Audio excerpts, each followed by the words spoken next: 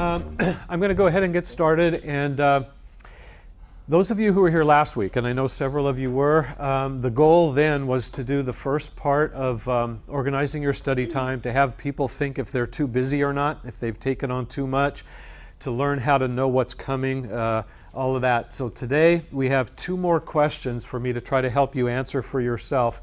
Do I know how to set up a successful daily schedule, and do I know how to avoid procrastination? For some people, this is really serious, a serious problem. Other people, not as much. This is an interesting one for everyone. So this is what we're going to start with. And by a daily schedule, this is what I'm talking about. Okay, this has the entire week, every day, Sunday through Saturday, from 6 in the morning till midnight. It has a place at the bottom for the class schedule. So this is what I'm going to be referring to for about the next 20 minutes or so. And you have to help me with this. My goal at the end of the workshop is to give everybody one of these so that you can use it, hopefully, the way that I teach you today. And some people even actually use this as a master, and they make several copies. So sometimes when the workshop is over, I'm trying to get you out, and I'm trying to get out, and I forget. So just say, hey, if I forget, and I'll make sure you get one. I've got plenty of these for you. All right, so here's the first idea. When it comes to setting up a successful daily schedule, some people like schedules and like filling in boxes. Other people don't. Even those people who don't like this idea, when you learn the way that I show you how to do this, it may not convert you to somebody who uses one of these every day, but hopefully it'll help you get some ideas that you can use and sort of customize to your own way of doing things. The one thing that I wanted to say first, sort of to introduce this, is that whether you have ever actually used something like this before or not, everybody sort of knows how to use it. You just put in your life in the boxes and all that, but most people don't know a really good, successful way to use it. And so that's what I'm going to try to show you today. A lot of people have a negative attitude toward this. And so, and by the way, some people make me nervous. I guess I'm more of a schedule person, but people just say, I say, how do you decide your schedule and all that? They say, I just wake up in the morning and just sort of see where the day takes me. Yeah, so they just sort of make it up as they go along. That's nice, but sometimes you have a lot of specific things you have to do at scheduled times during the day, so you have to kind of come up with a balance. So a lot of people look at a schedule like this, and their first reaction is, I would never want to do one of these. And I say, why? And some people say, well, because it would suck all the fun out of life forever. Because the idea is that you fill out every box every day, and then you have to follow it, and that sounds awful to me too. People say I can't just do anything on the spur of the moment when I feel like it because it's all programmed or planned. Well, that's not my design with this at all, because that doesn't work. And you can kind of figure that out. Also, does life always fit according to plans? No. Some people in here, and I don't know you well enough, but some people in here have a life that's kind of predictable and steady. And then others of you, you have no idea what's around the next corner because of family issues or whatever else it is. So I'm not going to try to turn anyone in here into a slave of a schedule where you have to follow it around every day trying to figure out what to do. But I'm going to show you some things that have really helped students to get a lot more done, make their study time work a lot better for them, and it's all based on this. Okay, so the first thing is for me to jot down something and just talk to you about it for a couple of minutes, and that is, when a person is faced with a blank time management schedule and they're going to start plugging in their life in the boxes, there's a certain order that seems to help students really get a lot of use out of this. And it's not just any random order for putting things on there, it's an exact order. So this is what I want to show you first. It's a really simple concept, and that is, I ask people, what's the first thing you would think of to put on the schedule? And people say, well, my class schedule. I say, what else? My work hours. What else? My family time. All those things would need to go on there, but that's never the first thing I suggest. So here's one that might surprise you. That's what goes on there first. Okay, and the reason that this is important is because it's for mental health. to have balance. I don't know if there's anyone in here like this, and you don't have to raise your hand if this is you, but some people, when I say this, you need to allow for fun, some people say, what's that? I don't have time for that. I'll do that during the vacation. They're just like really hard driven. Other people, that's never a problem. I have some people who have fun every second of every day. They hardly ever do anything they're supposed to do, but they have so much fun. So it's a balance between the two. And so fun activities, I'll kind of give you an example of this in a minute. Next, I'm not going to write all of these down, but I'll say everything else practically. Okay, so all the things you would think that would need to go on a time management schedule, like class time, work time, family time, social time, any other thing that you do that's a regular, same day, same time every week, all of that would go on there. The order's not that important. And then, this is a strange statement coming from me for sure. The last thing that you should put on a time management schedule for sure is this.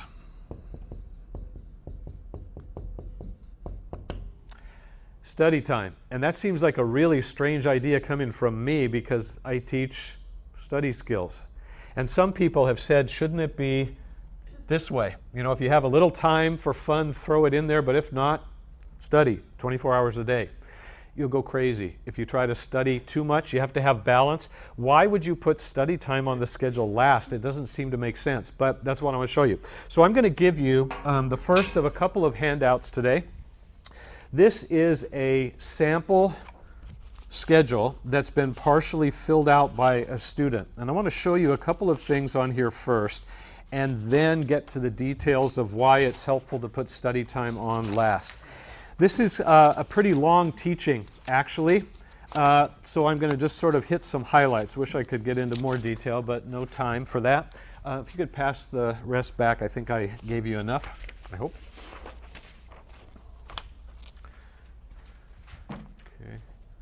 There's some extras. Okay, I think that works. Okay, here you go. Okay, so I want you to look first at the bottom of the page, and I want you to notice this student whose life we're going to look at for a few minutes.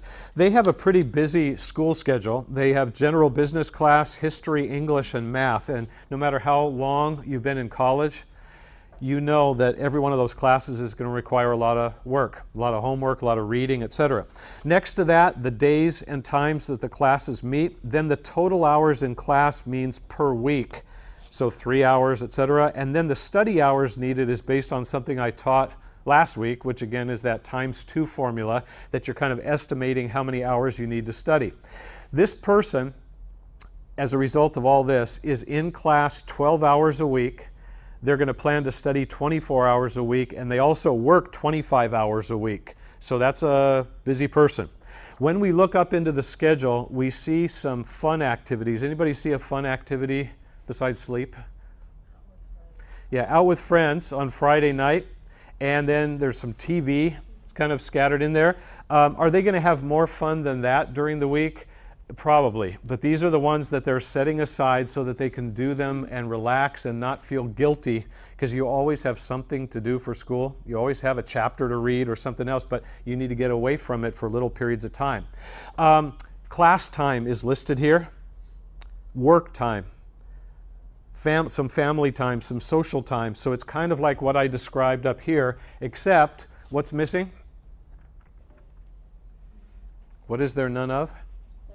Yeah, study time. And this person, if you just kind of glance at this, looks like they're kind of busy. But you see a lot of open boxes scattered all around. Those are all possible study hours. Are they going to study every one of those? No. But they're available, okay? And so this brings me to the first reason why it's usually very helpful to put study time on last. When you look at your life, the best that you know it, and let's say that this is your life for right now, you look at this and you see the open boxes scattered throughout the day and the evening, and this brings up an important question or an important consideration that a lot of people never think of, and I want to talk about this for just a few minutes. It has to do with this. Best time of day. Okay? And so I'm actually going to take a quick survey of everybody here, because it's always interesting for me to see this. The question is, during what period of the day usually do you have the most energy? You're the most wide awake. You're able to concentrate the best. I'm going to give you 4 choices, even though none of these might work exactly for you. One would be from 8 to 12 in the morning, 12 to 4, 4 to 8, and then 8 o'clock to midnight. So how many of you would feel like the morning time is when you're at your very best, have the most energy? 1, 2, 3, 4, 5, 6, 7, 8, I think. How about 12 to 4? 5, 6, 7. Okay, that's almost everybody. 4 to 8. We got 1. And then how about 8 to 12 at night? 1. Well, that's interesting. You're an interesting group. Sometimes this is the highest group. Sometimes it's blended, whatever. But everybody here has a body clock that works differently than everybody else. And some of you, when you first wake up, about 10 minutes or 20 minutes after you're awake, and you're the best you're going to be all day. And a person who's a morning person, I always say that they're great here, they're good here, they're okay here. And by about 9 o'clock at night, one eye is closing and they're just dying, okay? Person who's a night person takes a long, long time to get going and then they're alive here, and everybody else, it's just sort of different. So what does this have to do with studying? Well, when would be the smartest time for any student to study? Yeah, well, they have more energy, which means their best time of the day. Though everybody who raised your hand for this one, or for this one, whatever, as much as you can within reason, you should try to study during that time, during your best time of the day. When do most people study? Not at their best time of the day. And my one example, just so you understand this, is I've talked to students before and I've said this: when do you do most of your studying this semester? And they say, well, usually around 10 o'clock, 11 o'clock at night, maybe midnight. And I say, oh, so you're a real night person, right? And they say, me? Oh no, I'm a morning person. So I say, well, why are you studying late at night? And they usually say, that's when everybody's asleep. I'm done with everything else I need to do, so now I can study. Well, that sort of sounds okay, but the problem is I ask them, when you study and you read your textbooks late at night, and remember, it's a morning person, late at night, do you remember what you read? And their answer, I never understand this, they don't just say no, they just say this: no, but I read it though. And they're just like really proud of themselves. But the problem is they close the book and go to bed, and it's like a huge eraser. Just goes away, and they have no idea. So the next day or the next day after that, what are they going to have to do? Read the whole thing over again. If you're a busy person, you don't want to have to read every chapter in your textbooks 3 or 4 or 5 times. You almost don't have time for that, so it would be good to get a lot of it the first time and then just go back and review and kind of get it settled. Well, what happens if a person can't study when they're at their best? For example, those of you who raised your hand here, maybe you're in class every day from 8 to 12. It's good to be awake when you're in class too, so that's okay. But if you can't study during this time, then what do? Well, then you ask yourself, out of the other 3, what's your second best time of the day? And try to study then. Okay, when should you never study? Yeah, your worst time of the day, whenever that is for you. And it could be here, it could be here. And so you're trying as much as you can. And again, if you look at this schedule after you've filled it out partially, like a jigsaw puzzle with all these pieces, you see some open boxes here, here, here, and you just stop and say, when's my best time of the day? And if it's like from 4 to 8, then you say, okay, where are some hours that I can put in for studying during that time? That's kind of the thinking. Most people don't do that. They just study whenever. And again, I talk to people all the time and I say, when do you normally study? And they say, oh, when I feel like it. That scares me more than any statement any student could ever make, because how often are you actually going to feel like studying? You just kind of keep it drifting away. You do this, which we're going to talk about in a few minutes. So that's one. And one other little idea about that I should mention too. Let's say that this is your schedule right here. Okay? If you can't study all or most of your subjects during your best time of the day, which one would be the most important to study during that period when you're at your best? And the answer to that one is your hardest class or your most boring one. Because hard classes are hard. So they take all your energy, and boring classes are boring. So they take all your energy too. And I always tell this to students too. If anybody here has one class this semester that's both of those, good luck. It's the hardest and the most boring. That's the worst combination ever. But if you have that, you just need to say, look, I'm best between 4 and 8 p.m. Math is my hardest subject or most boring or both. I've got to schedule some study time for math during that time. It doesn't always work perfectly, but it's just thinking that way. Most people just never even think that way at all. Okay, and then the other idea that I want to give you off of this sheet, among many that I could give, is what to do during a break between classes. Students are really funny with this. When I ask them, what do you have going on today? They say, well, I have a class that goes from 8 to 9:15 a.m. I say, is that it? They say, no, I have another one at noon. So they have like this 2-hour gap or 2.5-hour gap, and they're always so unhappy because they figure they messed up their schedule, because you don't want to have a break. What a waste. But actually having breaks between classes is a really good thing if you can do it. So I want you to look at this schedule, and I'm going to do a really short version of this, but I just want you to get the idea. If you look at Monday morning, this student has a general business class that goes from 8 to 9:30, and then they have a history class at 11. So that means they have an hour and a half from 9:30 to 11 off. What are they going to do during that hour and a half? Well, they could do whatever, right?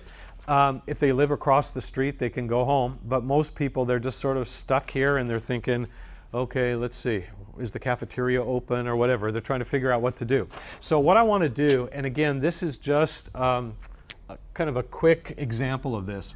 I'm going to break the hour and a half into 3 half-hour segments, okay? And ask you a question, okay? And that is, this person in the morning has their business class, then they have history.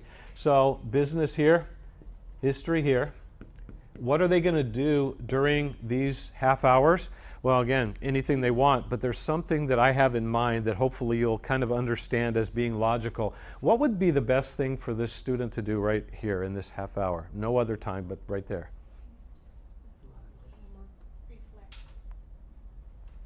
I heard 3 answers. They were all interesting. Some people, by the way, I should say this. I say, what do you do here? They say, eat. And I say, okay, well, how about here? Eat. How about here? Eat. So they got eating on their mind. Eating's important, but going to hold off on that. So what I want to, and this is kind of what you mentioned, is to review the class that you just got out of. Now, you don't have to answer this because I don't even know the answer, but I know that if we say what % of all college students are in the regular habit of reviewing a class right when they get out of it, you know that it's really, really small. You know, 5%, 3%, hardly anybody does that. They just, when class is over, and they leave. Okay? What's the benefit of reviewing here instead of here or here or here or here? Yeah, it's still fresh. What happens with every minute that goes by once the class ends? It just leaks away. You forget. Well, what you're trying to do is hold all that in your brain so that it goes more into your long-term memory, so it sticks. And so sitting in the classroom, if no other class is coming in, on a bench, in the library or whatever, and just spending 30 minutes at the most reviewing the notes that you just took that day, looking over the chapter in the textbook that was covered, if there was one, and even starting homework that was given. All these things are good. When do most people look at their notes the next time after the day they take them? Yeah, some people say the next time I go to class, and that's actually not great but not bad, but most people say the night before the test. And the problem with that in college is that that might be a few days later, but it could also be like 4 or 5 weeks later. And unless you're the greatest note taker ever, when you look back at your notes that you took 3 weeks ago, there are going to be all these parts of sentences that you didn't finish because you were trying to keep up with the teacher. Other things you can hardly read, and you don't even understand the notes, and then it becomes impossible to use them, and then that affects you on the test. So if you spent 5 or 10 minutes reviewing the notes right after class, rereading them, fixing, finishing, putting a question mark, etc., and asking the next time, your notes become much better, and all it takes is a couple minutes. You know, it's a very simple thing to do. Okay, middle box, we'll use the general word break. And the idea during this time is actually to take a break. This person has been in their business class and then studying it, so they've been busy concentrating for a couple hours. And I don't know about you, but after a couple of hours, that's it. My brain and my body are just saying, I need a break, time out, right? What do you do during the break? Eating is good. Taking a walk is good. Just get outside, get some blood circulating and all that. A few other things are possible, but what I wanted to ask you, okay, and again, I'd love to get into more detail, but we won't, for eating. What kind of food should you not eat, given the fact that you have another class coming up? General kinds. Yeah, a lot of sugar, and what's the other dangerous one? Yeah, junk food. Okay, what do both of those usually do to people? Yeah. Right? And when does this happen? Oh, about halfway through this class. Okay? And you don't want to eat anything that causes you to sit there and then halfway through the next class start to completely fall asleep. So when you eat, it doesn't have to be the healthiest thing in the world, but it should be something that gives you energy for what's to come, but doesn't put you into a coma halfway through the next class. People do that all the time. I see them over at the cafeteria eating like a double cheeseburger and fries, and they probably love every bite of that, but then if I followed them the rest of the day, something horrible would happen somewhere right around in here. And of course, if you're done for the day, you don't have any other classes, you could do whatever. But again, I don't know how many of you are like this, but a lot of my students take a class at 8 or 9 in the morning, and then they have one at 11, then they have one at 1, and then one at 3. They have these long days, exhausting days, and that's hard. If you're giving yourself sort of food that will affect you that way, it's not so good. Okay, and then the last half hour, what would go in there?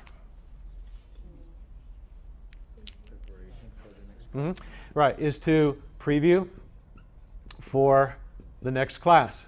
How many people are in the regular habit of doing that? Well, it might be a little bit more than this, but not much. Hardly anybody does these. Everybody's good at this, like professional breakers, you know, and I understand that. Well, what would you do as part of the preview right before class? One thing would be to go over your notes that you took the last time you were there. Kind of get your brain warmed up. Another one would be to preview the textbook. So if your history teacher the last time you were there said, chapter 7 next week, then even if you haven't read the chapter, which would be nice, then spending 10 minutes looking through it and reading the summary and the bold print headings and just kind of seeing what's there, again, helps warm you up for what's to come. So with all of this as sort of background, I wanted to give you one other idea related to this break time, and then we're going to get to our other questions, spend a little time on that. There are about 3 or 4 really good reasons why most students don't do these things. And I wondered if anybody can think of one or has thought of one. Since hardly anybody does this, why is that? Say again?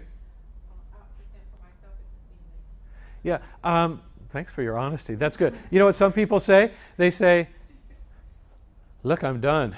When the teacher says we're done, we're done. You know, I don't want to look at it anymore. It takes a lot of effort to do this, so let me just take a nice long break. I get that, okay? That's one. Anybody think of another reason why people don't do these so much? Yeah, you know, this is kind of interesting to me. Some people, when I teach them this is their reaction. That's a good idea, not bad. They've never thought of it one time. Nobody ever taught them about this, so you're not going to do something if you never realized it might be helpful. So they just didn't know. But there's another reason that's kind of a main one that I wanted to talk about just for a minute or two, and that is that some people can't do this. It isn't that they're lazy or they didn't know to do it. They can't. Why would somebody not be able to do this? Because Yeah, because their schedule, the way they schedule their classes, squeeze together. This is a little phrase that you might not have heard of before that's called stacking classes. A lot of people take a class from 8 to 9:15, 9:30 to 10:45, 11 to 12:15, like that. One after the other, back to back to back. And it's called stacking, like stacking plates or dishes. Sometimes students do this because they have to leave the campus at a certain time to go to work or to pick up a child or something else, so they have to squeeze all their classes into a small period. Other people, though, just do it for convenience sake, because if you get all your classes done in the morning, for example, then you're free and you have the rest of the day to leave and do whatever you want. Well, this is something that's not the best way to set up your schedule unless you have to, and some people have to, so that's the way it is. Instead, if you had a class from 8 to 9:15, and then you took a break from 9:15 to 11, then another class from 11 to 12:15, etc., then you would be able to do all of these things, which are very valuable. And of course, the negative here is that you're here longer. When you do this, right, you're on the campus like hours longer. But this brings up one last thing about this, and that is, I want to see a show of hands on this too. How many of you do all or most of your homework or your studying at home? That's the main place that you study. Okay, a lot of you. That's usually what happens. Some people say they do it in the library. Some people do it at Starbucks or wherever else. But those who raise your hand for home, is that a perfect environment for you to study in? Occasionally a student says yes, usually because they live alone, so they have control. But otherwise, and we don't have to go into this, how many temptations and distractions and all that are there around that cause people not to get enough done? Well, there's been a study, a lot of studies done with college students that have found that the average college student, and that may not be you, okay, so there are exceptions, but the average college student can get the same amount done in terms of studying in 1 hour at the library than they can in 3 hours at home. And that's because, at home they call a friend, then they study for 10 minutes, then they're hungry, so they need a snack, so they get one of those, and then they come back, and then 10 minutes later they think, that wasn't enough, so they go back for another snack, and then they watch something on TV for a half hour, and then, got to check my Facebook or whatever, and they're just like all over the place, and they waste a lot of time. When you set up your schedule like this, where you're on campus longer and you have breaks like this, you get more done while you're here. That means there's less to do when you get home. And usually people, when they get to a library, they look around and everybody else is kind of studying, so they're thinking, all right, I guess. And they just get down to business. There aren't as many distractions for most people in a library. So that's the benefit there. Okay? So again, a lot more we could discuss about study time and how to organize that, but that gives you a couple of ideas. We're going to spend the last 15 to 20 minutes of the workshop on a really important topic, which is procrastination. And that is, I want to ask you this question. Everybody here knows the answer to this question. Okay, how do you avoid procrastination? Yeah, somebody gives you something to do, you just do it. Ta-da, right? That sounds easy, right? But why is it not so easy? We have all kinds of struggles. Some people are professional procrastinators. They're so proud of it, they just say, I could teach classes. If you ever want to know how to procrastinate, ask me. Like they're proud of it. Well, whether you procrastinate a tiny bit or whether that is a major problem for you in a lot of areas of life, there are so many reasons why people procrastinate. Sometimes people are afraid of failure. And if you're afraid of failing at something, then you can't even get started because you're just afraid of that. Other people are overwhelmed by how much they have to do. And again, my example of that, I don't know if this has ever happened to you, but if you walk into a room in your house or your apartment and it's filled with all kinds of things and you have to clean it up, it's a total mess, you stand there and you look around and you think, okay, where do I start? And you feel like this, and so what do? You say, I know where when I start tomorrow. and then you leave and go lie down or whatever. It's just like too overwhelming. Well, one of the things that I want to show you, and this is one of my favorite little illustrations, is that there are a couple of tricks, if you want to call it that, that can help a person who tends to procrastinate a lot to kind of get over that bad habit. The first one that I want to show you is kind of a combination of two, and I'm going to give you an illustration over on the board here. One of them is to make sure to include deadlines. Okay, and then the other one that goes with it, and then I'll kind of explain these, is that it's always a good idea to divide the job into small pieces. Okay, and so let me give you an example of what I mean by this. What is today's date? The 9th. All right, so did anybody here earlier today have a class that you went to that's a tough class, even a very tough class? What's the class? Math. Okay, so we'll use math. That's always a tough one for a lot of people.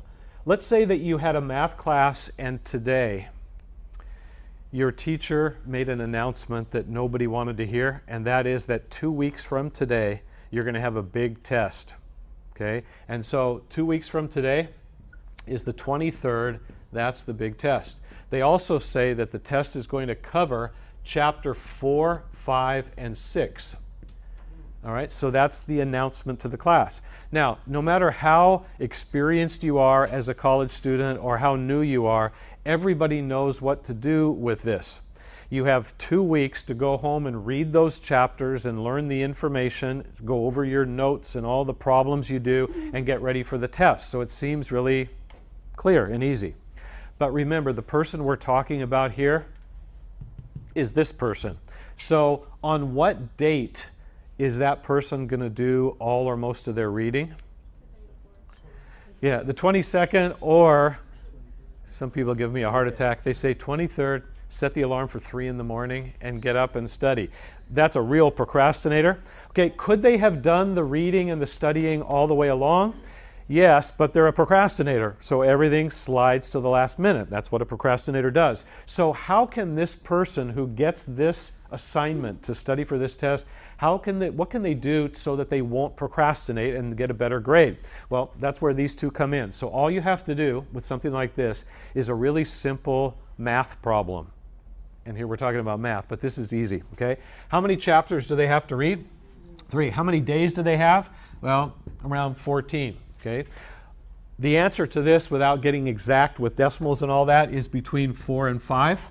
So what you do is you pick the 4 and you come to here. What's 4 days from today? It's the 13th, then 17th, then 21st. Okay. What do we put here? All right, chapter 4, chapter 5, and chapter 6. Okay.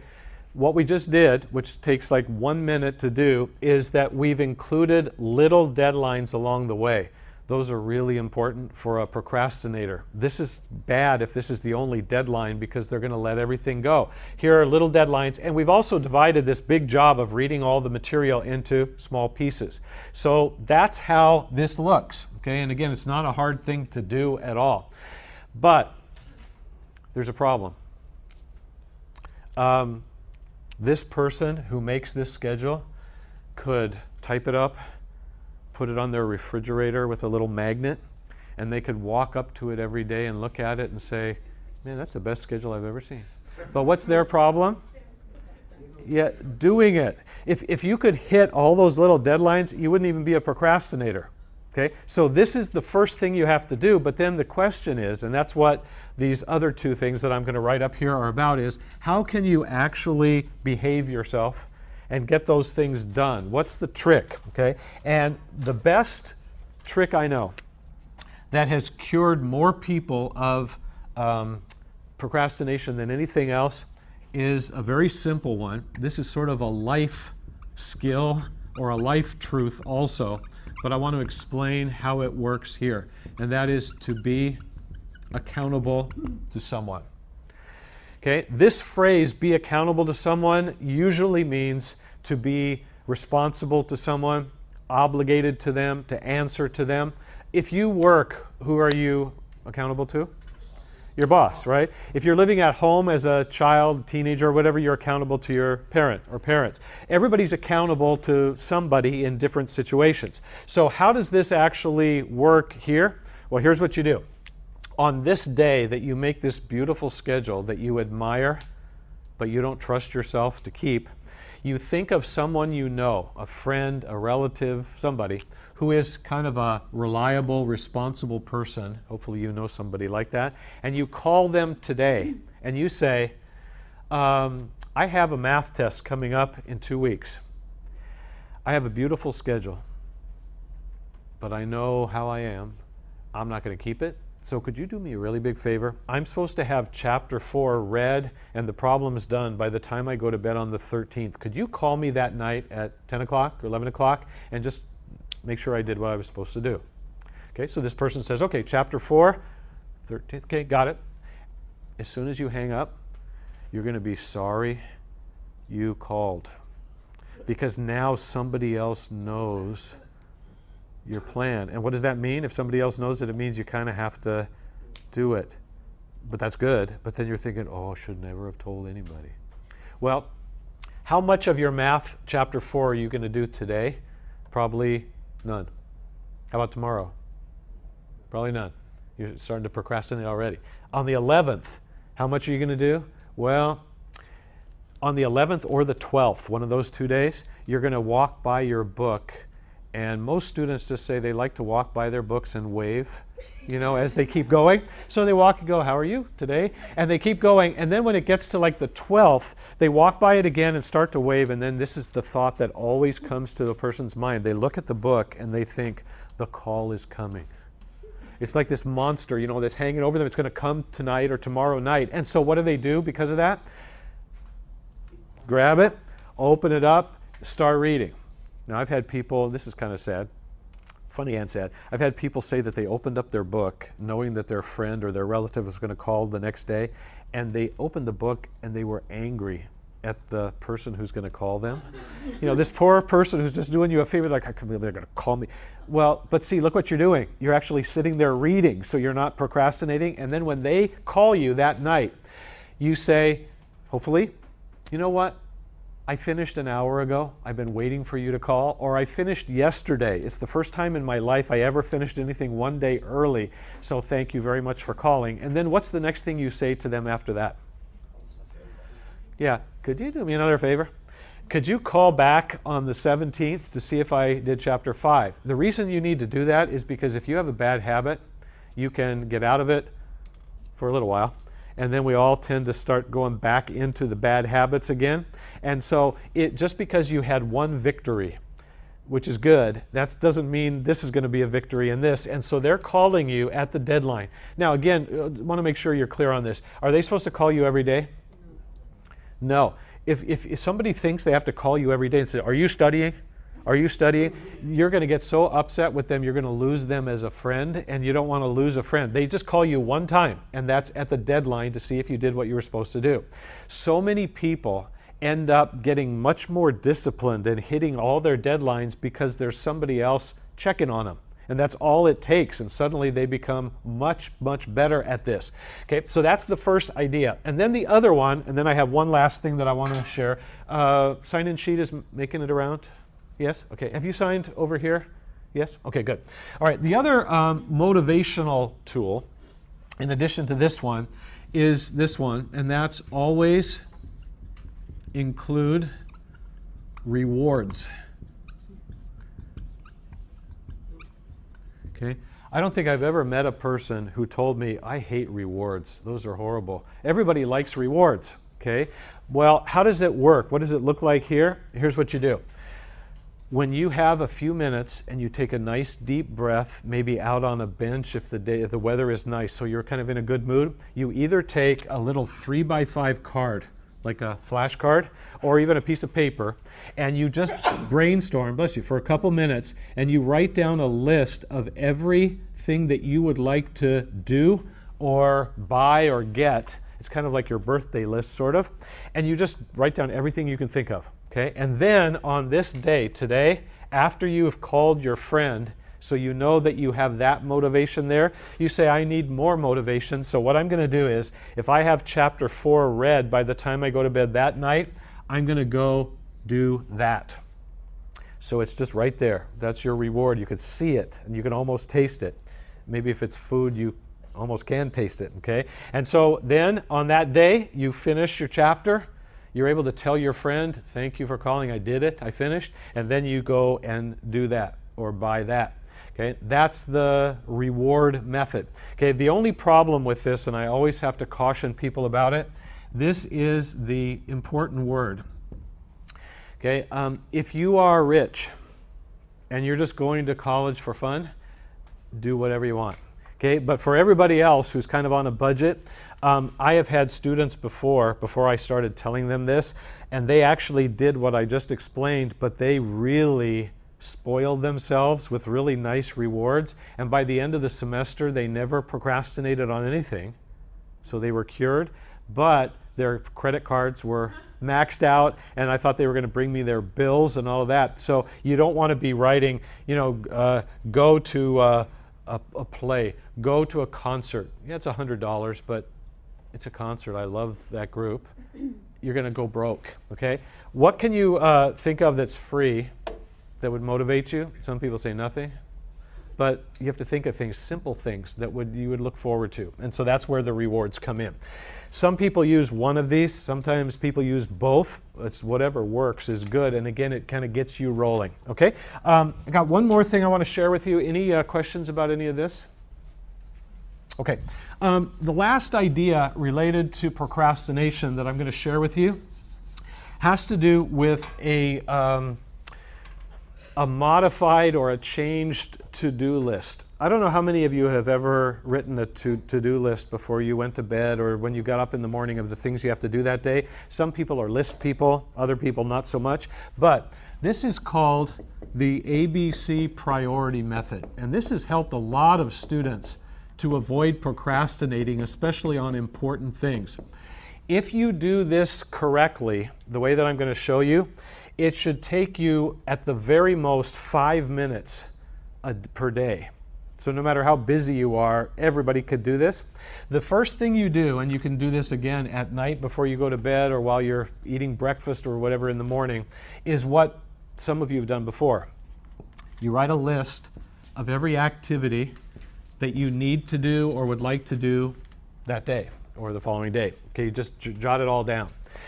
Not just school, but life, just things you have to do, okay? And then the next thing to do is where the name of this method comes from, and that is you look at all of these activities and ask yourself a really simple question, which is, out of all of these, which ones are by far the most important? And if I don't get them done today, I'm going to be in big trouble.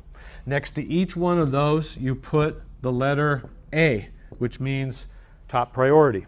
You look at all the rest of them and ask the next question, which is, which of these other ones are important? And I should do them, but if I don't, it's not going to kill me. Those are medium, so those are the B's. Okay, and then what goes next to all the other ones? C. That's where the name comes from. And what are C's? They're just the least important. If you have time to do them, great. If not, who cares? This takes a minute or two. This takes a minute or two, and then there's one more step that seems to be the final thing that helps people get a lot done, and that is you go back and you look only at the A activities. It's just for those. And you try to think about your schedule, all that you have to do that day, and you try to pick a specific time that you're scheduling yourself to do that activity. Okay, so one of them might be from 8 to 10 p.m. Maybe it's studying for a test that's the next day, so that would be a very high priority. This might be a 5-minute phone call, but it's an important one, and so you're going to make that at noon. This one might be from 3 to 4 p.m., and this one might be from 9 to 10 a.m., something like that. So you actually schedule these times almost like doctor's appointments. And I don't know about you, but whenever I have a doctor's appointment, I know about it.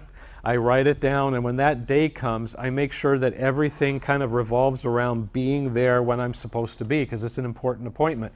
If you treat these the same way, then you should get them done, no problem. And so this brings me to the last idea here, and that is when the day is over, or as the day goes on, you cross off everything that you do. And I want to have you take a quick look at this. Let's say that you get to the end of this day, and you mark it off like this. I did this and this, this, that, and that. Okay? Is that a good day or a bad day? Yeah, some people say it's okay. And I say, why just okay? They say, well, you only did about half. But what did you get done?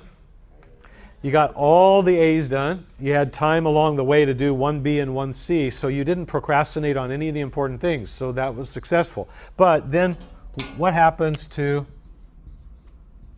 all of those? Okay, they go on the next day's schedule along with new things. What happens to the letters? Yeah, they might stay the same, but usually they go up. They'd almost never go down. Something that was not very important, a couple days later, it's still on the list. You haven't done it, now it's a B, and then it may become an A, and so you just kind of rotate over. These two steps that are added to just the normal writing things down and focusing on it usually help people to get way more done. And sometimes the things that are the most important for you to do, the A's, are things that you don't want to do and tend to procrastinate on. And by doing this, it sort of focuses your attention so that you accomplish more. And this has helped a lot of people, and it's a very simple thing to do. So definitely worth a try, kind of experimenting. Okay, any questions on that? Okay, well, I remembered, so I'm going to go ahead and give you a copy of the blank time management schedule. If you end up using this as scratch paper, oh well, that's okay. But if you want to just try, it's not that you have to fill out every day and be all that detailed about it, but if you want to just try it and experiment on a few things, that would be good. And as I said, some people like to use this as a master, so that they can make several copies and then just experiment with different ways of doing things. So hopefully that'll help. And if you try this out and you want me to take a look at see what you're doing with it, you can always come and talk to me. Okay? All right, let me take a quick look. You can go ahead and pack up, but I want to make sure again always I want to read these teachers' names. Okay, that's good. I'll go ahead and email these people later today. Thanks for coming. Next week is all about improving your listening skills. So if you have trouble concentrating when teachers are talking, that's a good one. Hopefully you'll be here.